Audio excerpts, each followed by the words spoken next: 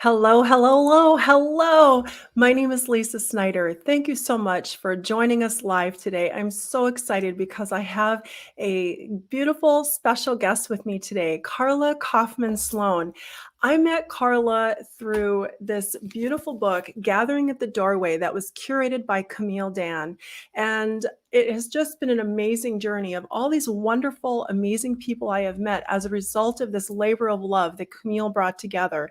And again, this book, Gathering at the Doorway, it is just it's amazing because it has so many chapters from so many different people, and it helps give back to people such as in mental health and mental awareness.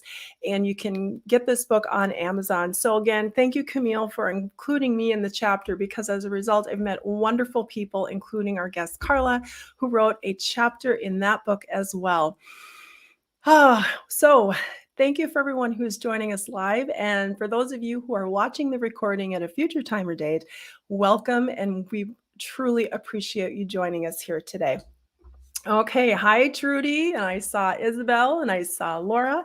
Please feel free to say hi in the chat box if you're joining us live today. Okay, let's get started. Carla Kaufman Sloan is an Emmy-winning writer and television producer. She executive produced national and primetime game shows for ABC and Warner Brothers Telepictures in LA. Carla and her husband launched their own company, 2C Creative in Miami, a rapidly growing content production company. In 2014, tragedy struck Carla's life when her firstborn son, Calder, died suddenly in their home swimming pool due to faulty wiring on an underwater high-voltage pool light.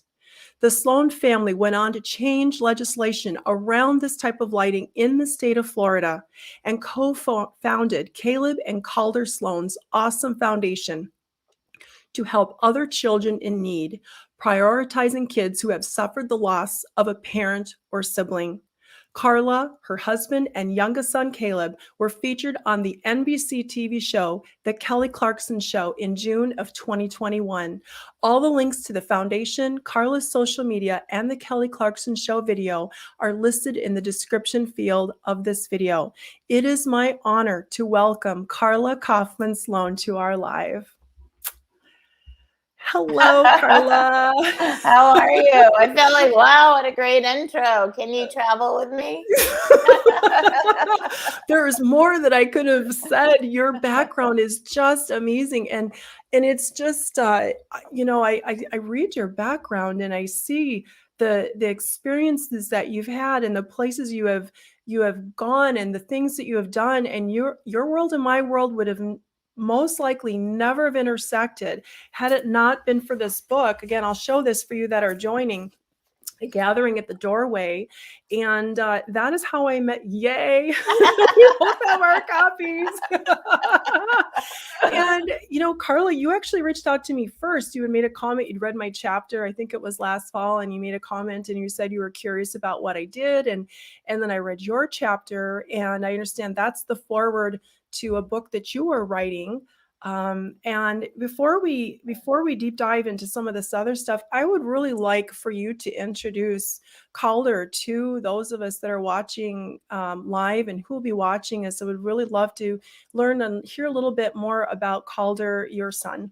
All right. Well, thank you, Lisa. This is so exciting. I love to talk about Calder. Every parent loves to talk about their kids. So Calder is my older son, and he has a younger brother named Caleb. And Caleb is quite a dynamo himself. But of course, as we know, Calder crossed over in 2014 due to that crazy accident in our backyard. And I have to say that I had not lost anyone. I don't think I knew anyone who had lost a child. So losing a child is the most unexpected, harshest thing that can happen.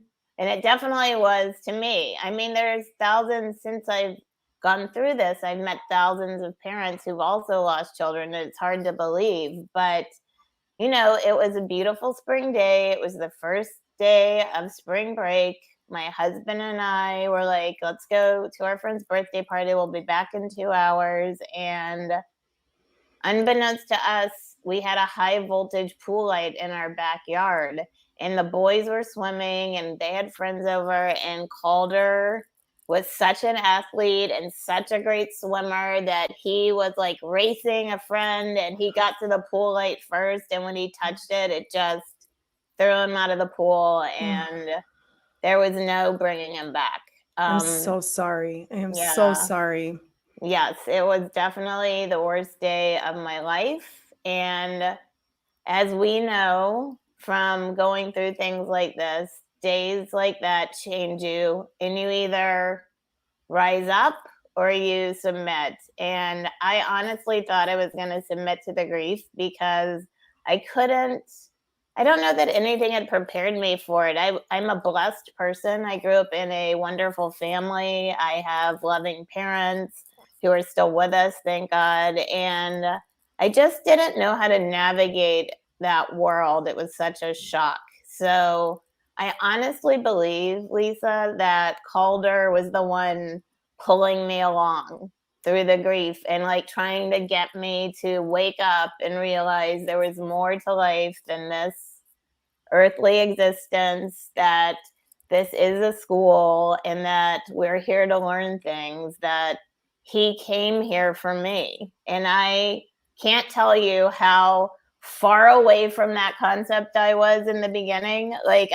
People kept sending me that book, Many Lives, Many Masters, and I kept throwing it in the garbage. I was like, why are people sending me this book about your soul plan and your soul circles? I was like, and it took me a minute to be able to understand what was happening in terms of that. Now, when I read your chapter, and there's a couple things I just want to share. So, in preparation for today, and I shared this with you in a message, I rewatched that Kelly Clarkson show video, and I was watching this one section, and we'll talk a little bit more about what you were discussing in that video. But while I was watching it, I was suddenly just get all these chills in my head, just woo, woo, woo. And it lasted for a good 20 seconds after I'd shut that video off. And then I messaged you and I said, oh my gosh, I feel Calder just introduced himself to me. And then a little later, I read the response to your message. While I was reading your message, it occurred to me that the only Kelly Clarkson song that is on my playlist was playing in that moment that I was reading your response back. And it just was, to me, it was just, hello, I'm here. And just part of it. And even when you look in his eyes, the first time that I saw, in fact, we can put up a picture here of Calder. He's got this really cool picture. There we go. Oh, yeah. If you look into his eyes, the first thing I notice is just this depth, this wisdom, this awareness, this compassion, this kindness, this love. And I have done substitute teaching, and I don't always see that same depth. I mean, kids are amazing. I'm not trying to take anything away from kids in general, but the minute I saw Calder's eyes, it was like, whoa, that is just so. When I read your chapter in Gathering at the Doorway, which is I understand that's your foreword to a book that you are currently writing, you mentioned an experience, because you just said a moment ago that Calder is helping you with this process. Yes. Can you share just a little bit about an experience that you had that really got your attention in that chapter, please? Absolutely. So since the accident happened at our house, we tried to stay in our house for probably a month afterwards, and I just realized I couldn't live there anymore. I couldn't live there and look out at the swimming pool where this accident happened. It was not helping me. It was like re-traumatizing me every day to have to look at that. So my husband and I decided we'd move out for a little while. We'd try a condo, and then we decided we should sell the house and buy a new house. But that came with a whole other set of like guilt, and like, I'm moving to this new house. I'm leaving Calder behind, and I'm taking his little brother from the room that he shared with his big brother, and now he's in a room by himself. And I was just overcome again with grief. And so I was still having to take tranquilizers to sleep, but they didn't get me through the night. and we were in the new house, and I had completely, we had started fresh. So everything was clean and new. And so that I knew there was no electricity problem, there was no danger lurking around the corner. Mm-hmm. And one night in the middle of the night before we were unpacked, I just woke up and I went to check on Caleb, as I always did. And then I was in the living room looking out to our backyard through these glass doors, these really big glass doors that they had put in. And I was just overcome with the grief. And I was talking to Calder, and I was like, Calder, I don't think I can handle this. Like, I just don't know if I can live the rest of my life without you here. We've moved into this new house. I just miss you so much. Like the physical presence of a child, any loved one you lose, you miss them. So I was like, I was sobbing, like, ugly cry sobbing. And I looked up, and through the glass window, I saw something, and as I focused on it, it was literally Calder staring back at me from the other side of the glass. And I was so excited in that moment of like, oh my God, like, and it was like he was telepathically looking around and like saying, Mom, this is such a cool house. You did a great job. It's so awesome. And then all of a sudden my brain kicked in and I was like, oh my God, now I'm crazy. I think I'm seeing my son. And the minute I got scared and thought I was nuts, he disappeared. Because I feel like, our loved ones in spirit don't want to scare us. They're trying to always comfort us.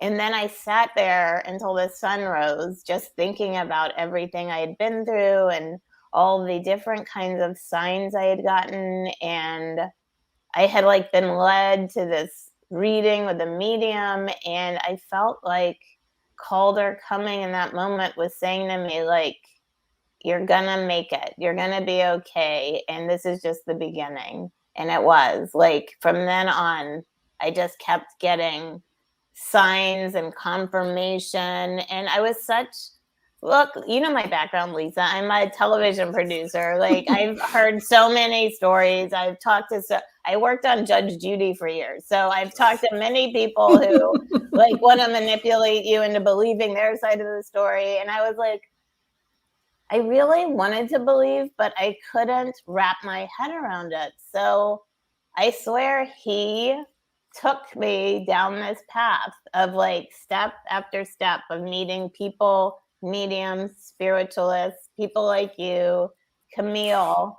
It's amazing. And he's still helping me along the way. So first, I just want to, I have such a special place in my heart because I have kids, and I can only imagine what it must be like to be going through your life experience with one of your children on the other side. And I just want to extend my heartfelt sympathy to you and your family for experiencing this. Again, thank you. And I appreciate the fact that you are able to step forward and share your story. And which brings me to something you just said a minute ago. So am I to assume that you haven't been a lifelong believer or follower of this spiritual, I don't want to say spiritual is not necessarily the right word, but say the connecting as a medium with people on the other side? Was that something that has always been present in your life, or is that something that you had to please share about that? I mean, is Sure. that I will, absolutely. It's interesting because in writing my own book, you start to think back about exactly that question. Did I ever experience anything? And I remember as a little kid, one day I didn't want to go to school. And I said to my mom, I'm not going to school. My friend is going to get hurt. And she was like, what are you talking about? You're going to school. And I became hysterical. My parents thought I just wanted to get out of school, but I was in third grade. I don't know what could have been. And it turned out I did go to school, and my little friend had an accident. She fell off the jungle gym and broke her arm that day. okay? Which isn't tragic, but I was so sensitive. And that, I think, shut everything down for me to even think about it, because my parents didn't like that I even said that to them. And then, I went on about my life. And then eventually I went from New Orleans to New York to LA. And look, in LA, the spirit world is all around. There are mediums, there are psychics, they're in Yes. television, they're on daytime talk shows all the time. But so it was like there, but I didn't go see a medium or a psychic on the regular. I had friends who did, but I wasn't that open to it. So one of the things that changed me in this grief process was my husband on the sly got a reading from a medium, and the medium recorded it, but he didn't tell me for days.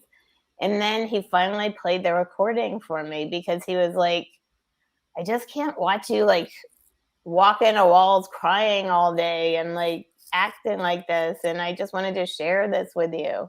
So that was one of the turning points, when I heard this medium connect with Calder and give us information that, as you know, when they give you evidence that isn't on Facebook, evidence that no one knows, something you said to your brother yesterday or something like that, and they can bring it forth.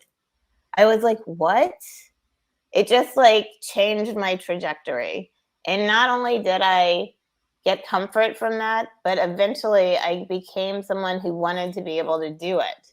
So I have been studying that for now the past several years. Interesting. So Yeah. you went from, wow. Okay. So now you're studying mediumship. How did you start that process? Did you start taking classes? Was it something that you just started doing on your own naturally? Walk us through that journey a little bit. Okay. Well, I'll say, so what happened was, it's such a long and slow process, right? It's like Yes. learning anything, like getting your master's degree or PhD is what I always say. Mm-hmm. And so what happened was, slowly I started to feel out other people and be like, have you ever had an experience? And I had this really good friend who, at the time, 4 months before Calder died, her sister died unexpectedly. And so she and I became friends. We would go on long walks and talk about life. And pretty soon I was like, so what do you think about this getting signs thing? And she was like, and then the floodgates opened, and we were like, I got this sign and that sign, and this happened, and I believe this. And she goes, okay, I'm going to tell you a secret. And I said, what? And she said, I got an advanced copy of a book from a medium named Laurel and Jackson. And she's like, I'm going to give you the galleys. It wasn't a book yet. She just had the email with the printout. And I was like, okay. She's like, you can't tell anyone I did this. I said, okay. But the very first part of Laura's book is about connecting with children. And I was like, oh no, I want to meet this woman. She connects with children. That was almost her specialty, to connect with children.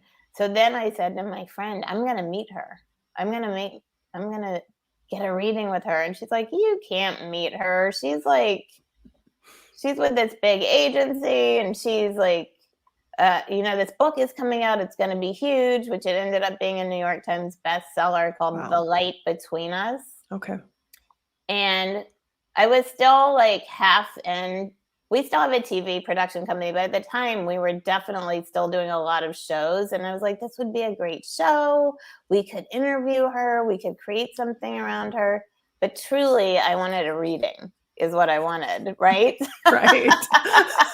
You meet a medium, you're like, who's around me? What are you doing? So I met her, but funny, on the telephone, we were setting up the shoot, and on the telephone, she said to me, Carla, this is so strange. I just feel strongly I should do a reading for you. I just keep getting this feeling And I was trying to be all business, but I said, okay, well, maybe if we have time when we're shooting the show, you can do a reading for me. And really, that's what I wanted. You were doing a little happy dance on the inside. Totally. Yes, Calder. But trying to be professional and Yes. still deep in grief. It was literally like only a year after. So I was still like out of it. But so I did. I ended up getting a reading from her, and Calder came through so clear with so much information. And I just kept, at the end of it, I was like, how do you do that? Laura, how do you do that? And that's what it just like ignited this fire in me that I was like, I have to learn how to do it. And she was like very adamant that you don't need me. You don't need me. You don't need a medium. You can connect with your child. Oh my gosh, 100%. That's what I love about this whole community and the work that we're doing, what you're doing, what we're all doing. It's truly, we're learning how to um you know re for example, I shut down a lot of my natural. I did a video here the other day where I shut down, wasn't always shut down. I don't want to say it was shut down completely, but the sensitivity when I saw my grandfather sitting in his chair and it freaked out my parents, and I'm having a conversation with him, or knowing things I could feel, I could sense, I could tell what my parents are thinking. And I hear, quit being so sensitive. Well, after a while, you start to, okay, you want to, at least for me, conform and all that. So the more that we are able to reconnect or strengthen that connection, we can absolutely 100% do it for ourselves. And that's what you're doing. And so I love that you're in this space where you have been able to, you're never going to get over something. You're human. You're still human, even though I'm sure you understand a lot more, and you're in a different maybe headspace or feeling space than you were when he first transitioned. But you're still moving forward. You're still strengthening. You're deepening your spirituality. You're really, and you're still bringing light to the world, and you're bringing hope to the world. I do want to ask you a question. Do you have any suggestions on what to say and what not to say to people who are going through grief? I really like to ask that question, because sometimes we don't know what to say, or we may accidentally say the wrong thing. Do you have any suggestions or tips on that, please? Oh, sure. That's a big thing that I had to get over. And I feel like, no one knows what to say. I feel like grief is different for everybody. In the first year of grief, you could have said anything to me because I was not present at all. So I was but the people who made me like feel tethered to earth, I guess is the best way to say it, were my friends who actually showed up. Like they would come and go take me for a cup of coffee, even though I couldn't, like, it was so hard to get out of bed. But I always like made sure I got Caleb to school, I got my things done. And then I was kind of like a vegetable, but it was my friends who would show up and just listen to me like ramble. And they'd be like, okay, just to like be an active, good listener. Because what can you say? You can't change anyone's pain. You can't take it away. I will say the thing I find the most helpful is you shouldn't be afraid to talk about someone's loved one who's crossed, because I think people think if they said Calder's name that I would suddenly, and I probably did for months, break down in tears, but I felt like they thought they were reminding me that he died. And it's like, you can't possibly remind me that like it's ever present in my life. Like you shouldn't be fearful to bring up a loved one's name. Like my husband's fond of saying, and I know this isn't what you asked me, but he says that, when we decided to create the Caleb and Calder Sloan's Awesome Foundation, the longest name in the world, it's because we want to say his name. We want people to say his name. Oh my gosh. We want Caleb to remember his brother. Like, he was barely 5 when Calder transitioned, so he remembers the stories we tell him, but he doesn't really remember. But so he knows we have this foundation. He knows his brother was a loving, good soul, like you said. It's so funny you said that about his eyes, Lisa, because my mom said that from the day he was born. Mm-hmm. Look at this old soul. Oh, 100%. I can see, and I'm not talking about the micro expressions. I can read those too when people are when they're thinking and that, but it's really reading behind the eyes. I can feel and read the energy behind the eyes. 100%. Absolutely old soul. You started talking about the foundation, and this I would love to learn more. Can you tell us a little bit about the foundation that you started? Sure. Yes, I'd love to Sure, hear about sure. that. So we started this nonprofit. It's a 501c3, which means everything's tax deductible. And we started it because we wanted to continue to help children. And obviously, elementary school age children are our soft spot because Calder was in first grade when he transitioned. And there's something, I don't know what grade do you substitute for, but there's something magical about elementary age kids Yes. before I guess they say at 7, the brain starts to fully come together. So before Yes. that, kids are even more open to spiritual signs and connecting. But Mhm. going back to the foundation, so we decided our number one priority was helping kids in grief. And then we were trying to figure out how broad to make grief. And we live in a world, I live in Miami, so there's hurricanes here all the time, there's natural disasters all the time. And then, so in the beginning, we were just like, anything that came up, we were like jumping in to like help. We were doing this. And then we realized when I couldn't walk anymore, we were so tired. We were like, okay, we have to redefine ourselves here and figure out what our mission is. We can't, Yes. it's like if you turn on the news, you're like, oh, we can help them, we can help them, we Mhm. can help them. So we decided to really focus on elementary age kids, if especially who have gone through grief by losing a parent or a sibling. But this year, you know how synchronicities happen. It Yes. turns out our big foundation day is going to be on February 26th, which happens to be my birthday. So I was like, oh, this is perfect. We're going to be celebrating with all these kids. We've identified a school in our community that lost all its funding for its library, its media center. Oh. I know, because everything's crazy. And so we've slowly been like building that media center back up. And we're now at the point where we're taking donations for all their books have to be replaced. I'm telling you, this place hadn't been touched since the 70s. The books are like dog-eared. We had to like really like break it into pieces. And the piece we're doing right now is all the books and their accelerated reader program, which is a program for elementary kids. Like they'll read a book and then they go on the computer and take this little test to make sure they're actually comprehending what they're reading. Right. And then the teachers can identify them. Anyway, so that's what we're doing this year. I'm very excited. It's a week from, what's today? Saturday. It's a week from tomorrow. Oh. And by the way, happy birthday. And Oh, thank you.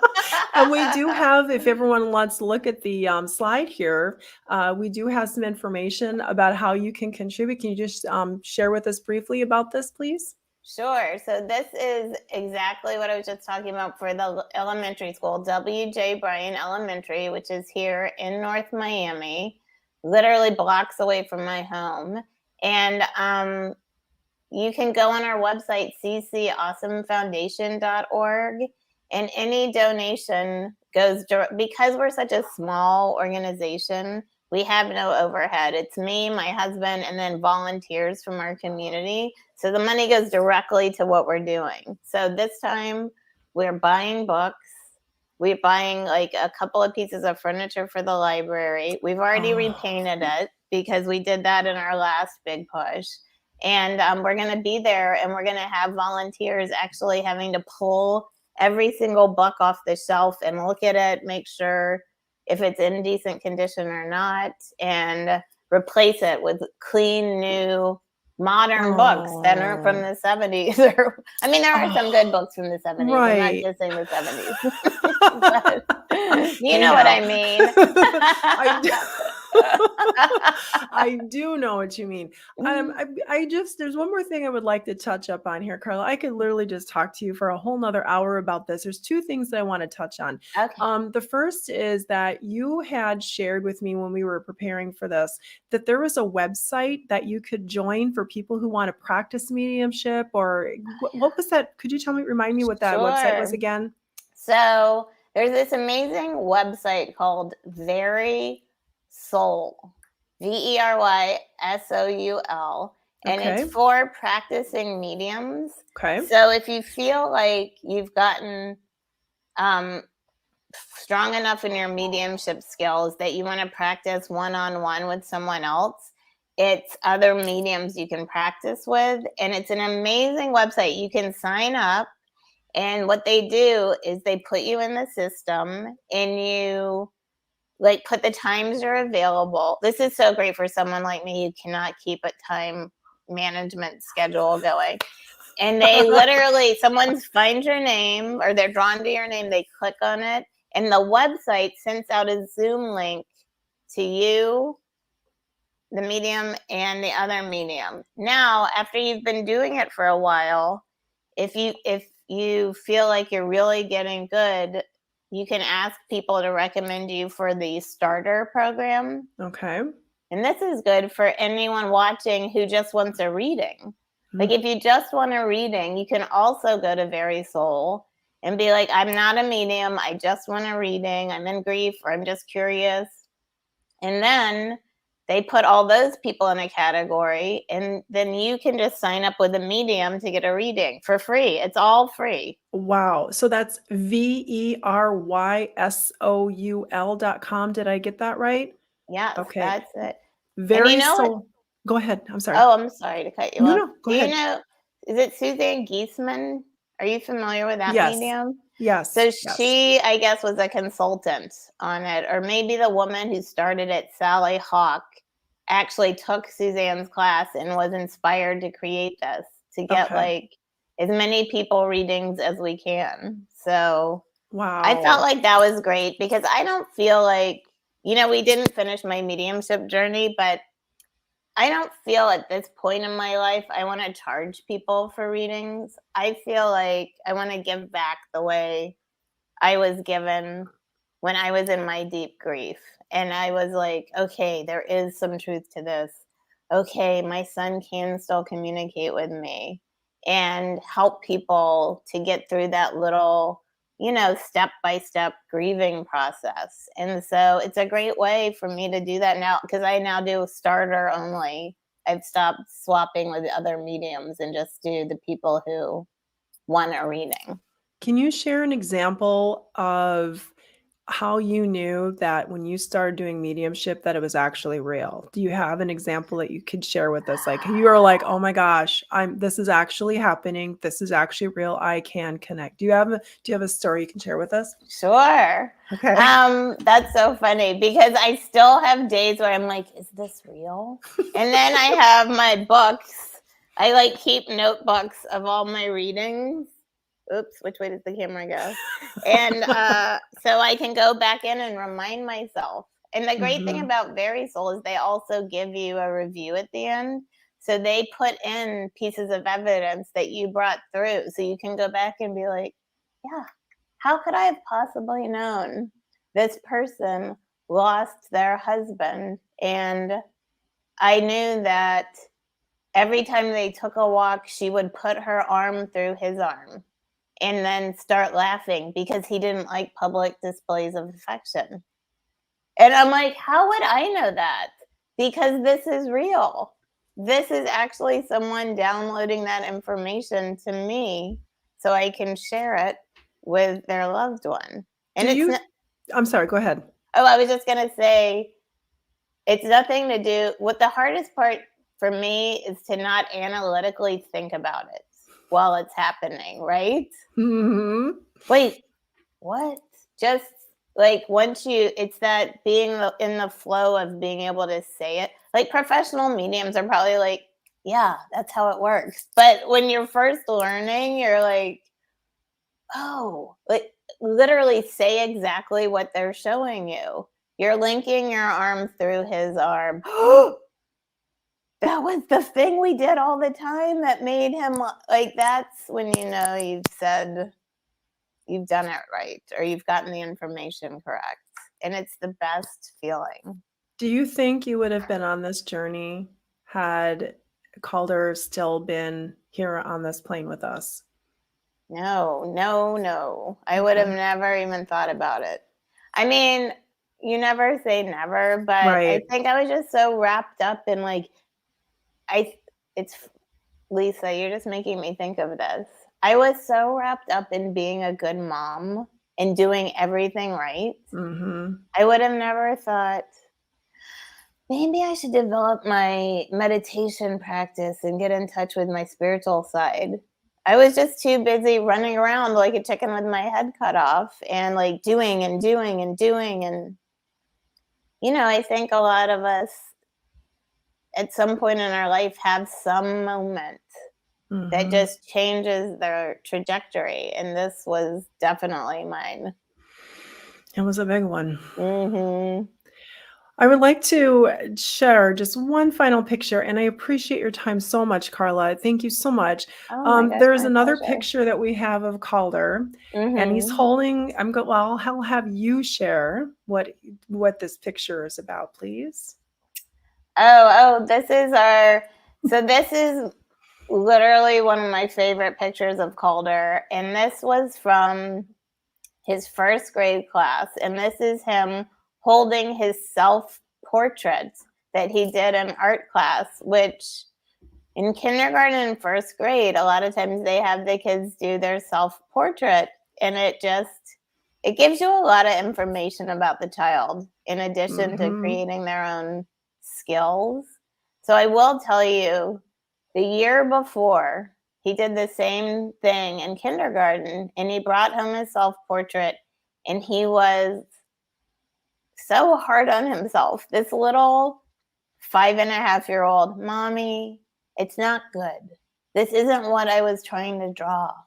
This isn't me. And I said, well, I'm going to keep it because I think it is good. Everything you paint to me is good. And we'll see, once you keep drawing, how things go. I never thought about it again. Right. And then in first grade, the art teacher sent me this picture.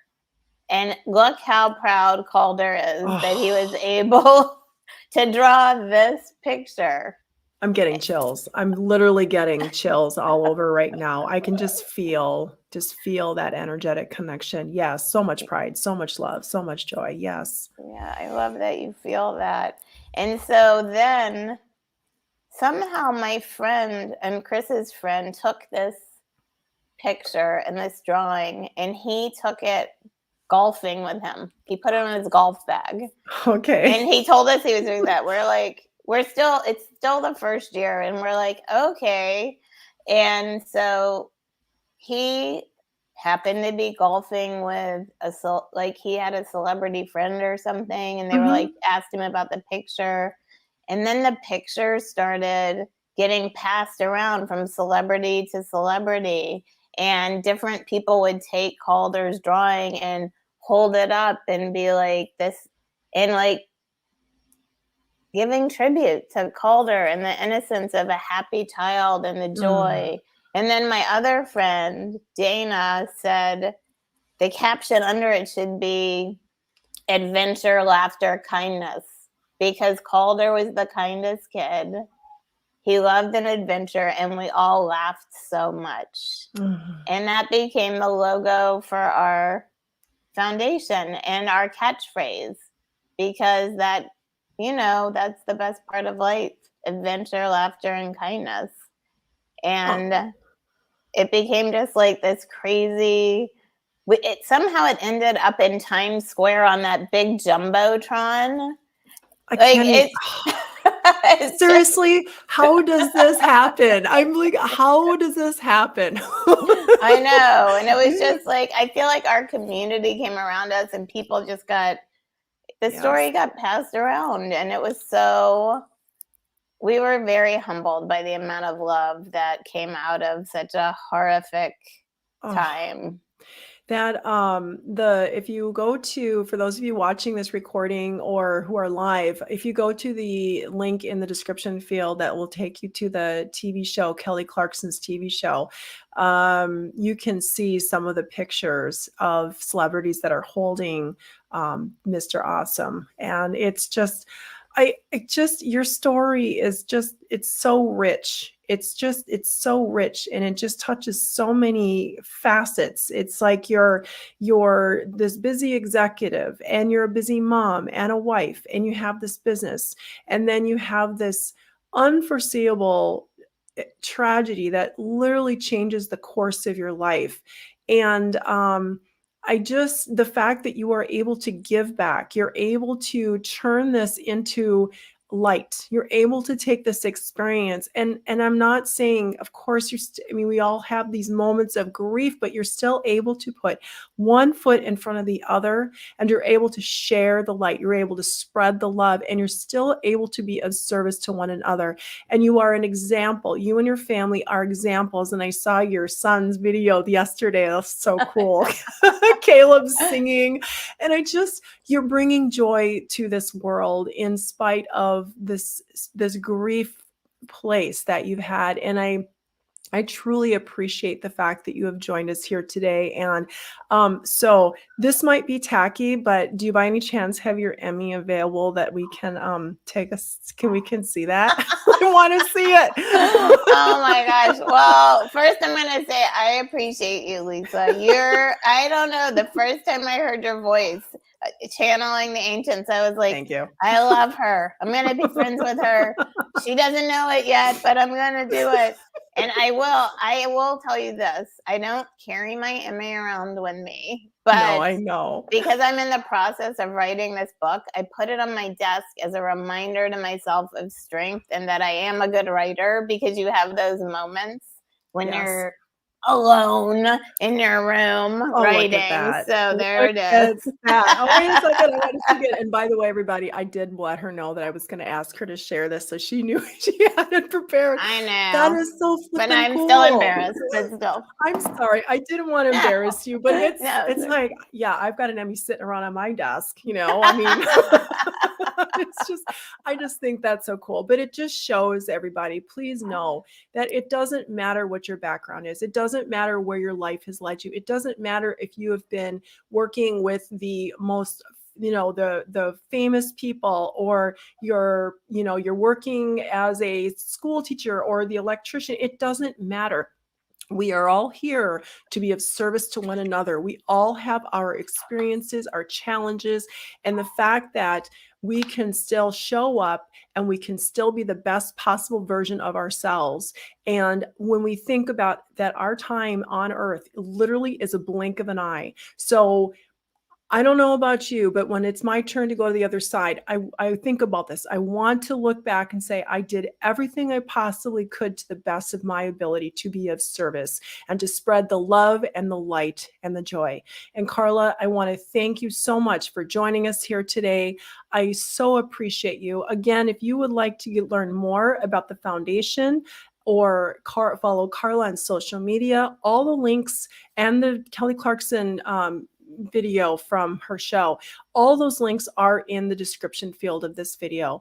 Thank you, Carla, from the bottom of my heart. It has been such a joy. And I want to just do one more shout out to Camille Dan. I don't know if you have your book, you want to show your book too. So Gathering at the Doorway. It is available on Amazon. It is a wonderful book, and all the proceeds are going back to help so many worthwhile organizations and charities. So thank you so much to everyone who's been here. Thank you so much to my beautiful guest, Carla, and so much love and so much blessings. So thank you, everybody. Thanks, Lisa.